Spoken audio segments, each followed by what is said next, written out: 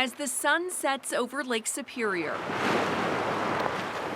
a new dawn for Duluth Lake Walk that clings to its coast. The response to this new look, this new reset, has been just phenomenal. But as Mike LeBeau, who manages construction projects for the city, remembers, it was a redo not out of want, but need.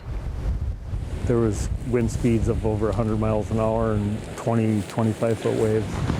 A trio of powerful storms in late 2017 to 2018 tore up the shoreline, leaving nothing but tens of millions of dollars in damages and an opportunity to rebuild better than before. We can't be sure that we've seen the worst yet of what the lake can do, what the climate can do to us. Was this the costliest disaster Duluth's ever seen?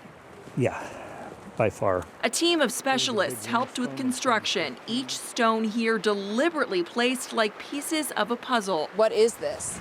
It's concrete.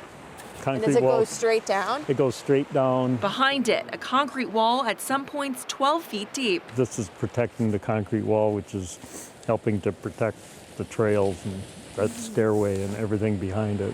Climate change is reshaping how cities think about building roads, bridges, and in Duluth, this lake walk. In Shoreview, there's a unique stretch of road tucked between Lake Owasso and Lake Wabasso. The water just basically lands on the pavement and it finds its way through these cracks. It's called permeable pavement, and it works like this. The city began using a similar tactic in a nearby neighborhood a decade ago as a way to boost water quality by minimizing runoff.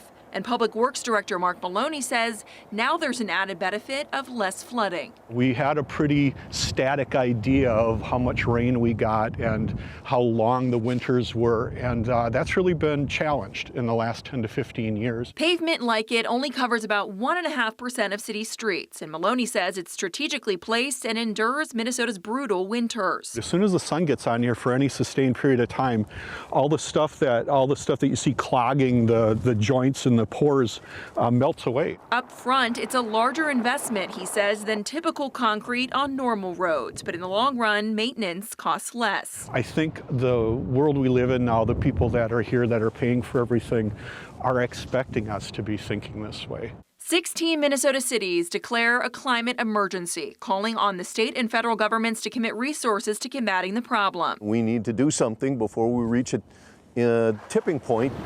That includes Robbinsdale, which invested $320,000 for a new stormwater system, so Crystal Lake, with no natural outlet, doesn't flood. We have to upgrade it now to take account of the fact that the dynamics have changed.